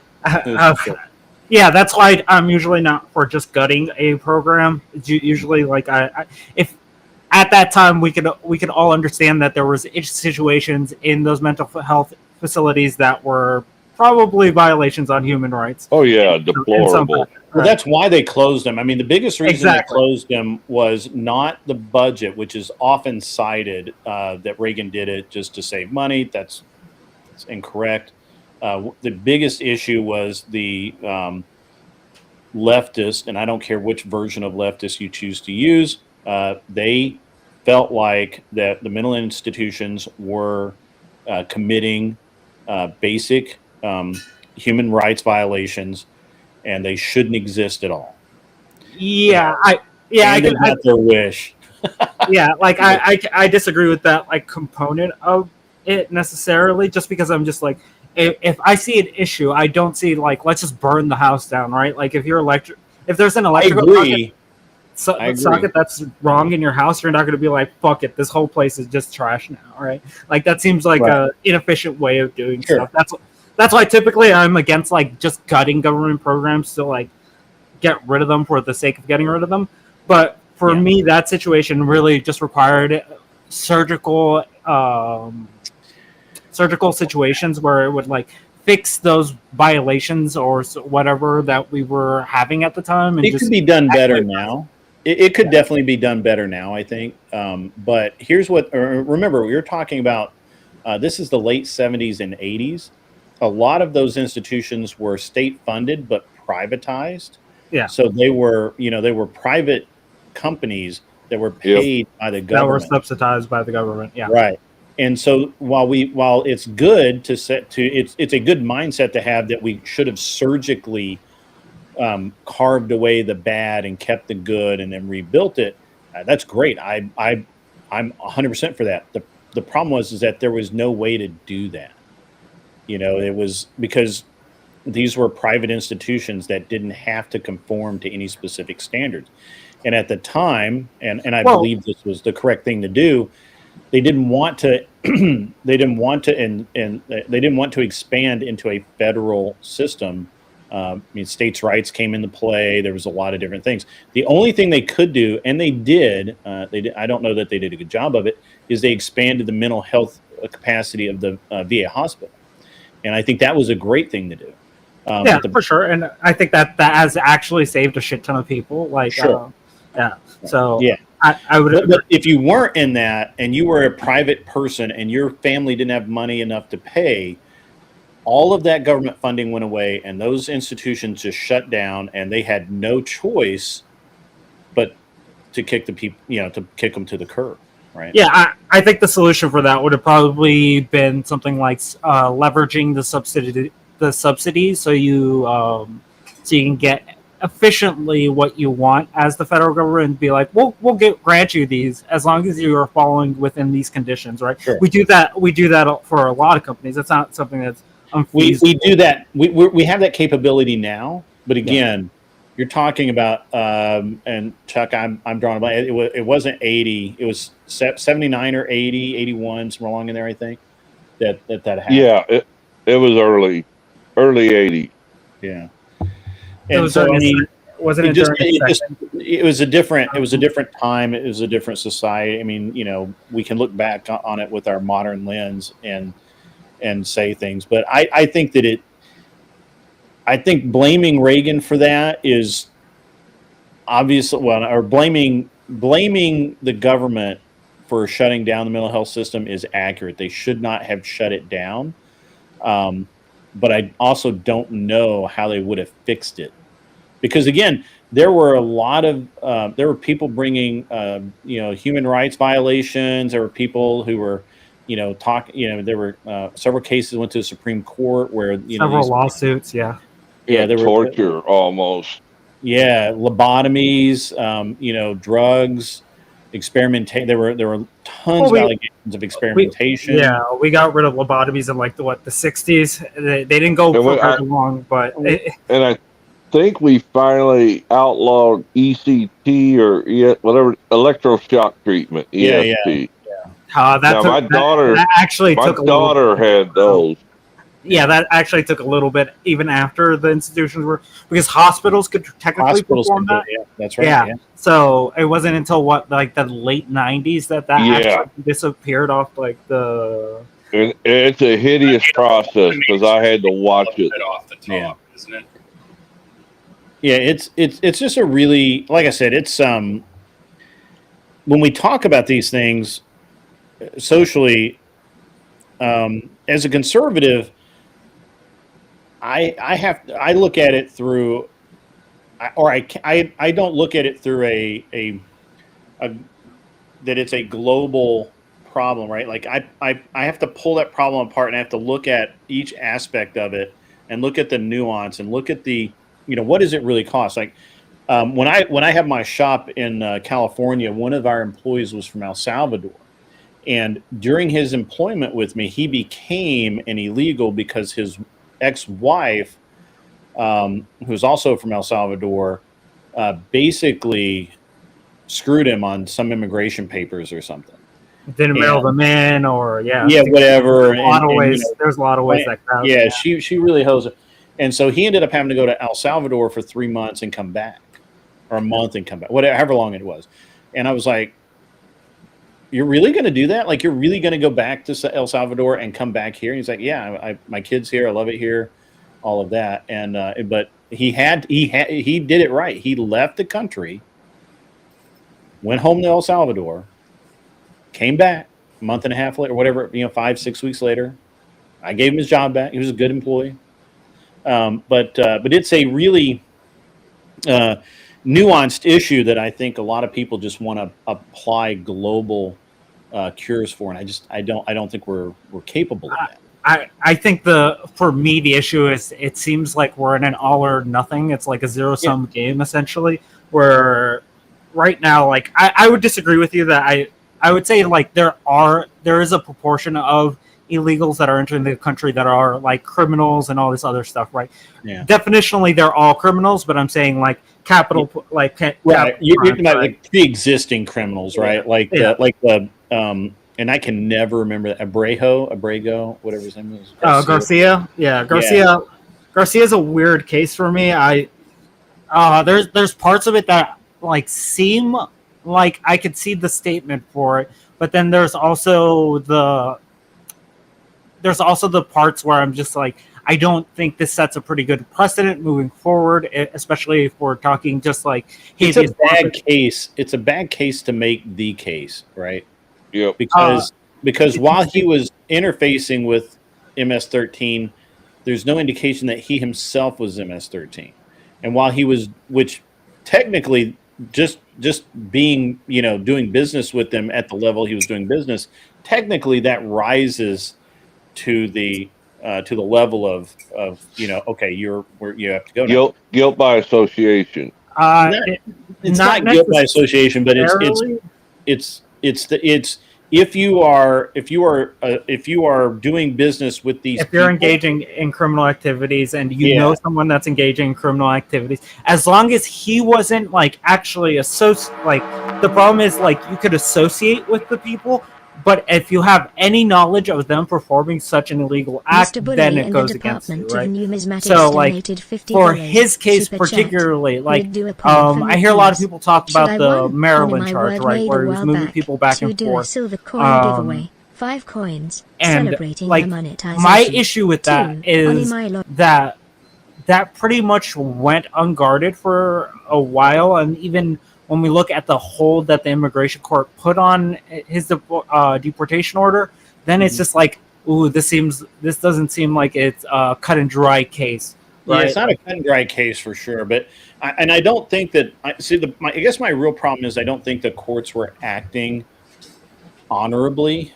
I don't necessarily think that Trump's people or whoever you want, the Department of Justice. I don't necessarily think the Department of Justice was acting particularly professionally either, but I think the courts, I'm more concerned that the courts were doing things that were irregular, and that always concerns me when courts start doing things that are irregular, right? Yeah, for sure. I could agree with that. Activism in the court. Yep. Yeah, or agenda, following an agenda that's not there. And it's interesting because I've got to get to Mr. Boulet's thing here, but I want to finish this line of thought. It's interesting because I was in a discussion, not a debate, but a discussion not long ago, and Garcia was brought up, and as an example of why Trump's administration was really failing, and I'm like, well, actually, it is an example, but not for the reason you think. The reason it's failing is because these activist judges who go out of their way to stop I hate to use the word pervert, but no other word really fits. But to pervert the actual law being enacted and enforced, what that does is now it really calls into question a lot of the tenets that hold our core together, of course the response was, well, they didn't do this when Biden was in office, and I'm like, and Obama were in office, and I'm like, yeah, right. They didn't do it then because there was nobody fighting them on doing it, right? Like they were still doing it. I'll let you read the super chat, but I kind of want to. I do kind of want to. Yeah, go ahead, man. I'll get to it. I'm super happy that Mr. Boulet got monetized. He's awesome. Based. Yeah, like for me, like it doesn't seem. I hear that talking point that courts will always fight the sitting president. I don't think that's unique to one party. I don't think it's unique. Because when we look at like the Dreamers Act, right, every judge was trying to stop, any Republican judge was trying to stop Obama from getting that done. Even Congress, everyone fought him on every fucking level for that. Right, but I guess the difference is that when you have, and the difference I note is that the law was the law, and it was not enforced during Obama's administration, but during Trump's first administration and then the second administration, specifically sticking to the immigration law about deporting people, and how that they were ruled either a terrorist or an affiliate with criminality or whatever. Specifically in that area, they didn't do anything they didn't do anything about it during Obama's rule, and we had that, and I can't remember that guy's name, but there was a case where they should have stepped in, and they didn't do anything about it. It's fine. And Trump's first term, there was I don't think there was a really good example of that case that comes to mind. I'm sure there is, but I can't think of one. I'm not going to lie and say that I can. But I do remember that. But it was part of it's because the courts were so against Trump in his first administration. Like the ink barely dried on an executive order or a directive, and it would be, and a judge would be like, doing a TRO on it. Yeah. I mean, I think TROs are important for like checking like specifically like any of the powers that, because I think that's what the the courts are there for. But, right, but they can be abused. They overreach. We agree that those can be abused. Yeah, I could agree that those could be abused. It's just about how you present those issues that pretty much I would deem if it's a misuse or not. Like, for me, like when we're looking at birthright citizenship, like if you put a TRO on something like that, I think that's constitutional, right? So at that point, like if you're a judge, you can put that in, and I wouldn't actually have an issue with that happening. If you're just trying to be like, just trying to stop him, like if let's say Trump was before we go down this, hold on to that example. Let me do this super chat. I'm going to re-trigger the TTS because Hornet was making a point when it triggered the first time. So you guys can't hear it. You can only hear it on YouTube, but we're going to do most of the TTS will trigger, and we'll be able to hear it. And I'll read the following where it stops. Mr. Boulay in the Department of Numismatics donated $50. Super chat. Grid, do a poll for me, please. Should I 1, on my word made a while back, 2, do a silver coin giveaway, 5 coins, celebrating her monetization, 2, on my lawyer. Okay, so to honor my loyalty and friendship with you, Grid, Glenn, and Tactical Soap. Sorry this is late in the show to ask. So what is up for debate here, or what is up for deciding here, guys, is Mr. Boulay, back when he was a moderator for Jess's channel, he promised her that he would do a silver coin giveaway of 5 coins celebrating her monetization. And now since then, when Are We Not Men came in, he couldn't, Mr. Boulay plays it straight. We all know he's the top mod here.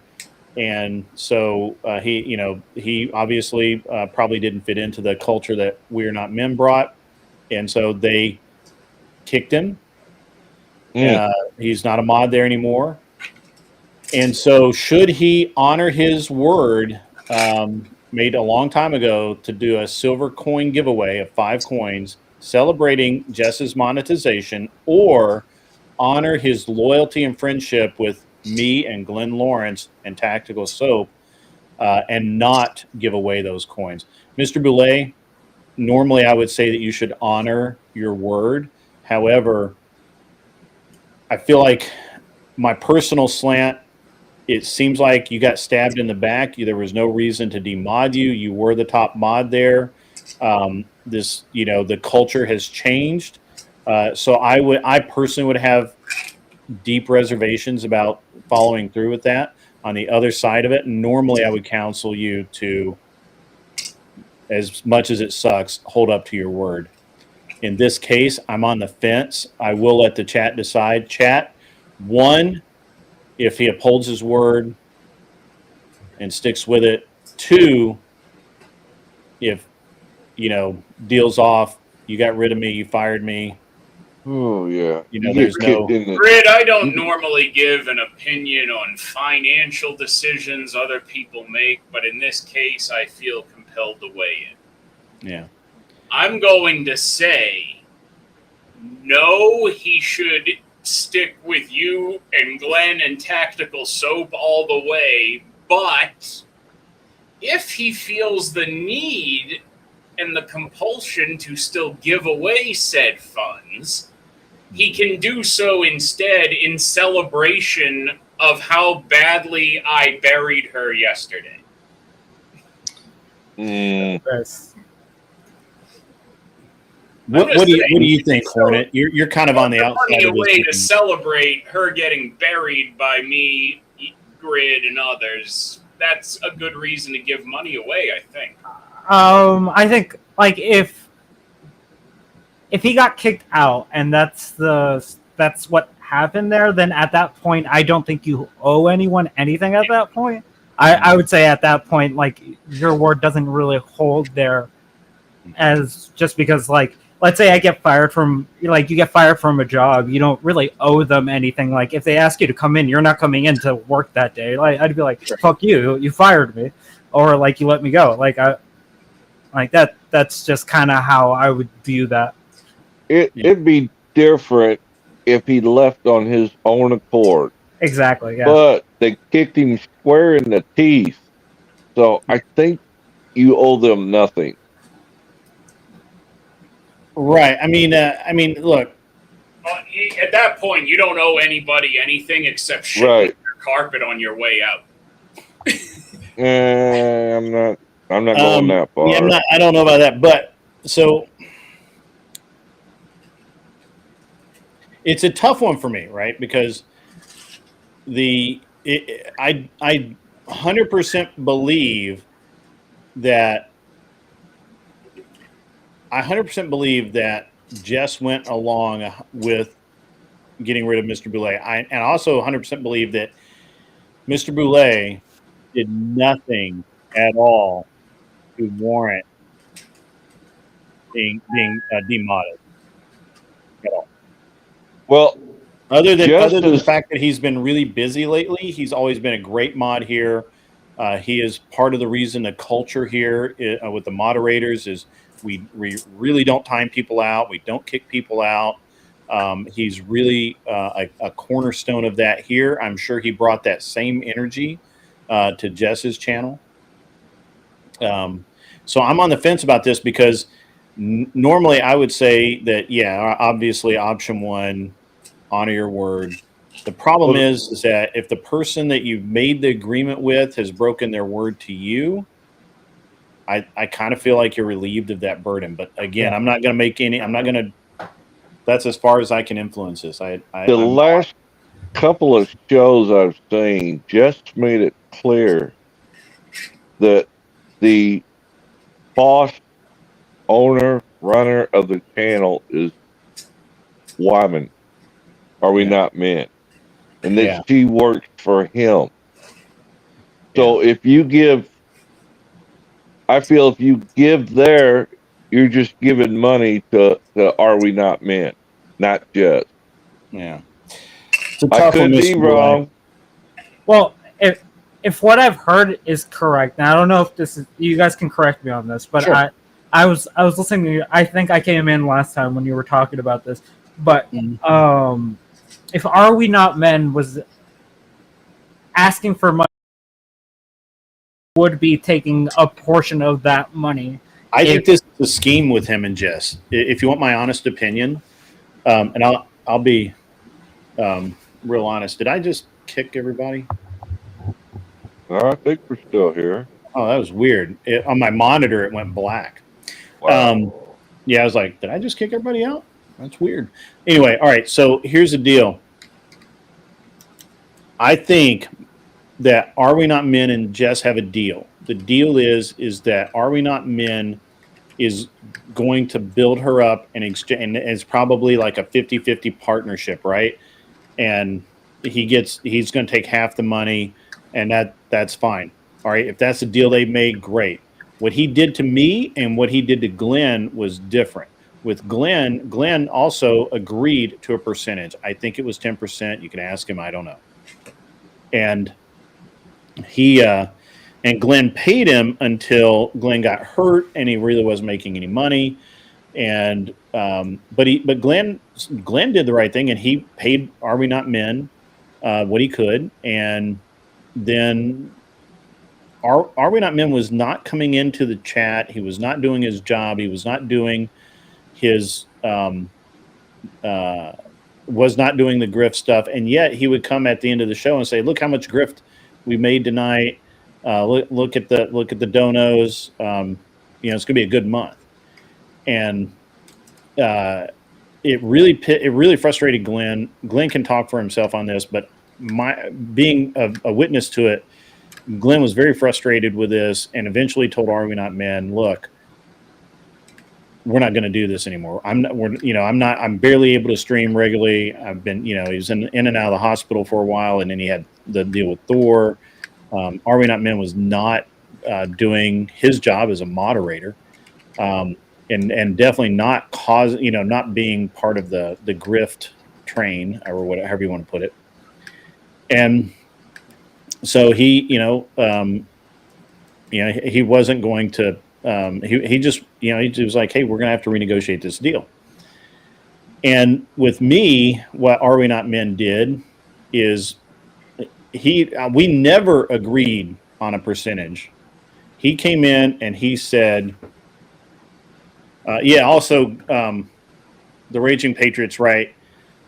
He constantly pushed away the female viewers, timing them out, being very disrespectful in the chat to them. That's true. I literally had a couple of different female viewers come to me and say that they would not come back if Are We Not Men was here. Right? Yeah. I like when I first came here. Because I've been around since you first started. I've seen your name in before. I think this is the longest I've ever talked to you. Yeah, but when I first came in here, Are We Not Men was one of your mods, and at that point I had beef with Speakeasy. Yeah. And he was a mod for Speakeasy, so he would carry that in here and just time people out when we were all just trying to chat and be like, "What's up?" Because people thought that we were just going around trying to switch people on Speakeasy, when in reality that's what I was just doing. I was just jumping from panel to panel.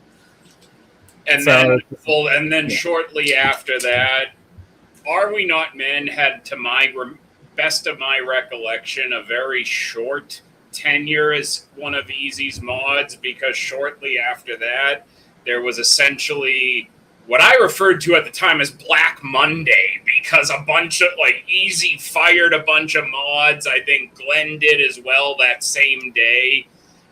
But the reason Easy was doing it was he was firing every mod that, to his knowledge, including Are We Not Men, was in other chats while he was live instead of modding for him. Yeah. And Are We Not Men did that a lot. And this was which is fine, honestly. Well, and this was where I think a lot of the mod pay issue first started coming up, Grid, because the response Easy got from not just Are We Not Men, but I believe some of the other people as well, was like, "Okay, I understand I'm a mod for you, but how you don't own my time either unless you're paying me to be there."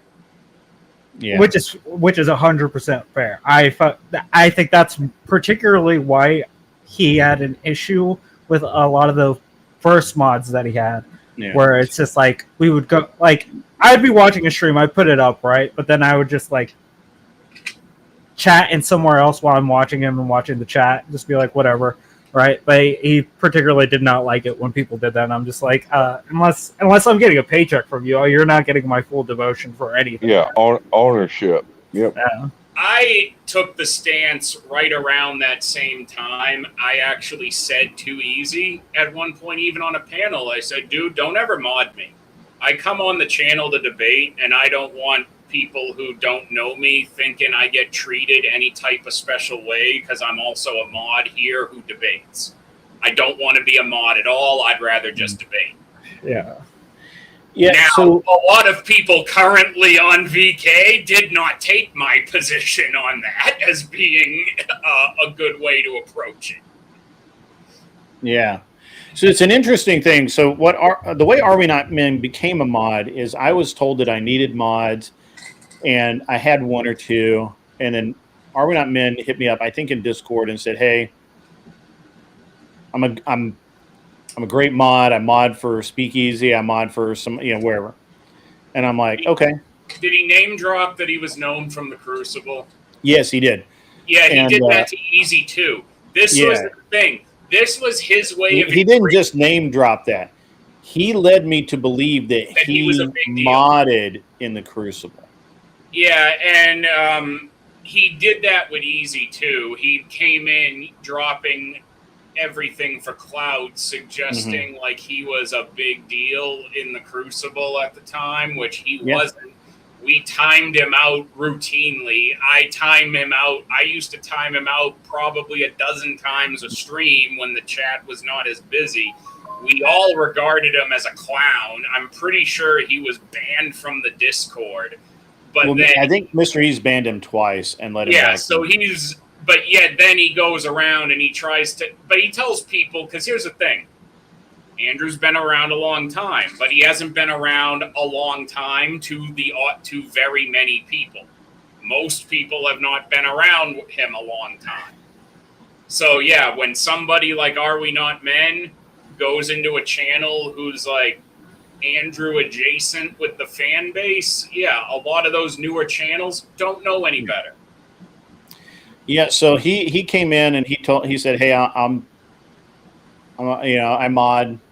And he did say he modded in the Crucible and all that. And so I was like, all right, yeah, I need a mod. And he's like, and he brought Bill Hicks, and I think the Raging Patriot. And he brought, so instantly I had a whole mod team. Like Are We Not Men came in, and then I had like 4 mods, right? I don't remember who all they were, but and initially it seemed great, right?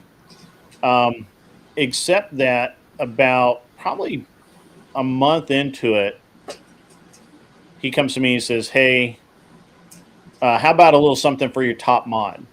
And first of all, he wasn't the top mod because Mr. Boulay was the top mod. Mr. Boulay has been the top mod basically since I decided to have mods. And I think it really pissed him off that he was not the top mod. And Mr. Boulay was the top mod. He's on an ego trip. Yeah, and he would always say, "I could do way more for you if I was top mod." And I'm like, "No, I don't think you could." But he came to me. He says, "Hey, how about a little something for your top mod?" And I'm like, "What do you mean?" He's like, a couple of $200. And at the time, I thought it was such a weird deal. And I was like, I don't think mods get paid, but maybe this dude just really is short cash. And so I was like, all right, I'll help you out. And I threw him a couple $100 and didn't really hear anything about it. He really didn't ask me for money again for a while. And then by that time I'd talked to Glenn. I talked to some other people that, mods generally don't get paid. And, that, and then also Are We Not Men had started timing people out, especially women. He would time out women, and he would time out, people that, and he would randomly time out Jack for some reason. I don't know why. That was a part of the whole reason that Jack had this big issue with us, was because Are We Not Men would time him out and think it's funny. And then, and he would time out, and he would just, it's like, I don't know. I didn't feel like he was very respectful of the show, but whatever. It was. I swear, I would time him out, and 5 minutes later, the dude is in chat, basically like, punish me harder. Yeah. So he's and I'm trying to get to the end of this, but he asked me again for money, and I kind of ignored it because I was like, I'm not paying mods. And then he asked me again, and I ignored it. And then he comes to me and he says, "Hey, you're gonna face some consequences if you keep platforming people like Imperious, like there were some other people that are not popular in the Crucible." And what was the problem with that is that I happened to be live with Andrew on Jake Var's podcast at that time. So I literally just asked Andrew that, hey, I'm getting this feedback from this guy. And is that true? Are you pissed at me? Is there an issue? Are you going to kick me out of the Crucible? Or are we not friends anymore or whatever? I don't, but you can go back and look at what I said. You can look at the exchange. Andrew said, no, he runs the Crucible. Nobody else does. He decides who gets banned. Nobody else. And Mr. E. And he's not someone that's going to tell a grown ass man who he can have on his show. I have controversial people on my show because not because I want to have controversy, but because it makes my show better. Yeah. Conversation. Yeah. And at the time, Imperius would come on to the show and have a good faith conversation. Right now, he's since gone fucking nutter, but back then we could have a good show with him. And that's funny, Greg, because Are We Not Men would hear something similar a few months ago when he was told, why am I going to tell a grown-ass man who he can and can't be friends with? Yeah, so this is that. And so now he's got, Jess, and Jess is like buying into the bullshit completely. He's like, oh, Are We Not Men's like more men than all of you guys. And he's 100%. He's doing great. He's doing great for me and all this kind of thing. And but yet at the same time, we have the receipts, and he's so afraid of the receipts that we have that he literally called Glenn, not knowing that Glenn was in the still, even though I had killed the live stream, the back chat was still running. And so Glenn and I were just sitting there bullshitting about, Gia McCool's video, when I was going to get it, some other stuff, what we're going to do, where he's going. He had some stuff he's doing. It's really cool. And Are We Not Men called him and was very concerned about the receipts, as he should be. And he called Glenn all kinds of, pussy and stuff like that. And Glenn said, you will not say that to my face. And Glenn actually called him out and said, I've got $1,000 cash money that you will not meet me right now today. And they're in the same town. They're in California in LA area. Oh boy. Yeah. And then Are We Not Men hung up, and then he called back, and it was more bullshit. And so that's the story. Hornet, as quickly as I could tell it. Unfortunately, I got to dip my rides here early. I thought I had another 3 hours, but I'm leaving from a beach trip for the weekend. Well, get the fuck out of here. Go out. Go. Don't come back with. Don't come back with anything that doesn't go on the yard and on jacks or on blocks. Concrete blocks. Got to have cinder blocks. Don't use do. jacks. We'll do. Been a pleasure, gentlemen. Grid, Chuck, Hornet, take it easy. Yeah, we'll see you, buddy. All right, well. Yeah, it's almost time. It's almost time to end the show. I learned something new I can do now. What's that? As a mod, I can start calling the creator and blackmailing. Yeah, I like this. I like this idea. You can try that. Now, a while ago, somebody put in chat that somebody paid $50 to do the show. I've heard that. And got timed out for 35 minutes.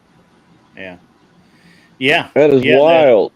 The guy contributed $50, and then later, Are We Not Men timed him out. The guy complained about it, and Are We Not Men timed him out again. Damn. So Kitty says, who is Jack then? I don't think I know him. Yeah. All right. So Jack is just another Canadian. He has 10,000 aliases. He's a nutter. Don't worry about it. He's fine. He is a nutter. Imperius. I don't know what happened to Imperius, but he's really gone off the deep. Yeah, dude, that dude was always a schizo. Like, that dude just was gonna blow up someday, and I was just sitting here waiting for it. Like, and it happened. It happened. He went full I think he lives in a basement, weighs about 400 pounds, living off of Cheetos. Maybe. I don't know. But, so, Hornet, it's been great having you on the show today. You got to come back for the debate night, and it's a really good format. It's it's gonna be awesome. So, I'll make sure to drop by. Yeah, man. Bring lefties with you. We always need more lefties. And I'll try. and this show has so far, except for last week, we've had like more lefties than righties on the debate show. Really? That's strange. I would assume you would be pulling more from the right side than from the left. Well, I go out and I go out into others. I mentioned I go out into other areas, and Yeah, so I know you go on like primes and stuff like that. So yeah, I go on primes, and I pulled Tyler, average debate enjoyer. He now he's getting married, so he's not probably going to be around for the next couple of weeks, but he he will find he's found me some really good leftists that want to debate. I can get Pentuple in. Matter of fact, I want to make sure Pentuple can do it this week. Because he's really good, and but it's now I'm actually having more of a problem getting righties because they feel like there's always so many, right? So gotcha. Yeah. I can see that. yeah. But guys, I'm actually going to shut down. It's 3:00. I've got things to do. I got to go mow my lawn and be a dude. So. Yeah, me too. Be productive. Yeah, I got to be All right. productive. Thank you, Grid. Yep, good to have you, Chuck. Yeah, we'll see thanks you for having later. me on, Grid. Yep, great to have you on, Hornet. We'll see you guys later. Ladies and gentlemen, I did start an hour late, and I should probably owe you an hour at some other time, but it won't be today. It's been a great show. Really appreciate everything. Mr. Boulay, if you need to talk, you know how to get a hold of me. I understand what you're wrestling with there, and I completely understand, know where you're coming from. I will be back, not tonight, but tomorrow night. We do tomorrow night. I'm on the fence about doing the debate stream. Keep an eye out in the Discord and in your announcements. We may kill the debate stream for tomorrow night because everybody will be out shooting fireworks and getting drunk. So we might do it Saturday night. We'll see. I look for updates, and I will let all of you know. Just keep an eye out, as always. In the meantime, everybody be cool and wear glasses if you need them, and get off my lawn.